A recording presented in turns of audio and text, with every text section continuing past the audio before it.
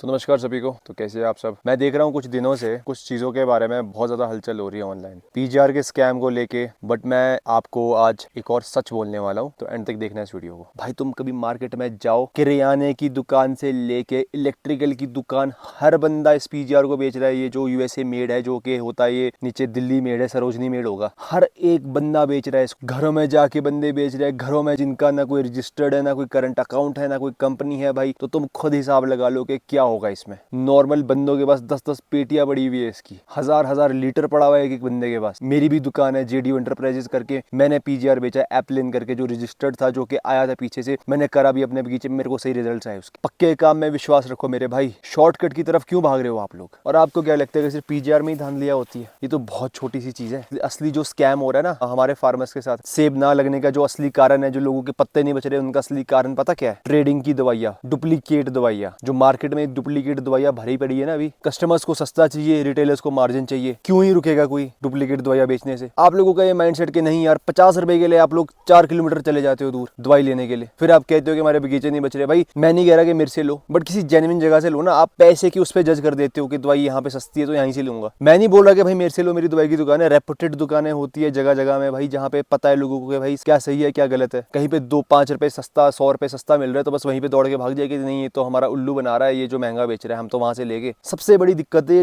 Fungicides में, जो insecticide में जो ये डुप्लीकेसी आ रही है ना, आप लोगों को भी रियलाइज नहीं हो रहा। वक्त के साथ जब ये प्रॉब्लम इतनी बढ़ जाएगी ना कि सबको एक्शन लेना ही पड़ेगा, बिना उसके कुछ नहीं होगा। यहाँ पे हिमाचल के जो भी बागवान मंत्री है नेगी जी, उनसे मेरा अनुरोध है, हमारे यहाँ के एमएलए श्री रोहित ठाकुर जी, उनसे मेरा अनुरोध है कि ये डुप्लीकेट दवाइयाँ जो ये मिक्सिंग चलती है ना मार्केट में, इनके लिए प्रॉपर नॉर्म्स बनाए जाए, यहाँ पे लैब्स बनाई जाए जहाँ पे लोग जाके अपना दवाइयों का सैंपल टेस्ट करवा सके, तब ये धांधलियाँ रुकेगी। और मेरा लोगों से भी भाई ये एक बहुत ज्यादा एक हाथ जोड़ के एक ये रिक्वेस्ट है कि भाई आप लोग अब सीरियस हो जाइए इस चीज के लिए। बिकॉज मैं देख रहा हूँ भाई यहाँ पे बहुत ज्यादा डुप्लीकेसी आ चुकी है। हम जैसे जेन्युइन रिटेलर्स का काम करना मुश्किल है। लोग सीधा कह देते हैं कि आप तो बहुत महंगा बेच रहे हैं, बल्कि जब हम अपना 1% मार्जिन भी रखते हैं ना, 5% मार्जिन, उसमें भी लोग कहते हैं कि तुम बहुत महंगा बेचते हो। क्यों? क्योंकि हम ओरिजिनल काम कर रहे हैं। और दूसरा जो डुप्लीकेट काम कर रहा है वो 200 रुपए छोड़ के भी 50% कमा रहा है अपना। लॉस इसमें इवेंचुअली आपका ही है। इसीलिए पत्ते नहीं बचते, इसलिए आपके फंजीसाइड काम नहीं करते। मेरे पास परसों कल एक भैया आए थे, ठीक है, अपने पत्तों का सैंपल लेके। अल्टरनेरिया पूरे पत्ते में फैल चुका है उनके, और भी पता नहीं कौन सी बीमारियां पूरे पत्तों में लग चुकी है उनके। मैंने पूछा आपने क्या किया? एक बहुत ज्यादा एक अच्छी फंजीसाइड, जो 2 ये इंसेक्टिसाइड और एक फंजीसाइड का कॉम्बिनेशन चला हुआ है ना आजकल, उन्होंने मेरे को बताया कि उन्होंने ये किया था। मैंने उनसे पूछा कि आपने कहां से लिया था ये? उन्होंने मुझे बोला कि मैं इसको चंडीगढ़ से लेके आया था, जहां पे उन्हें ये जो रेट डिस्ट्रीब्यूटर का भी नहीं है ना,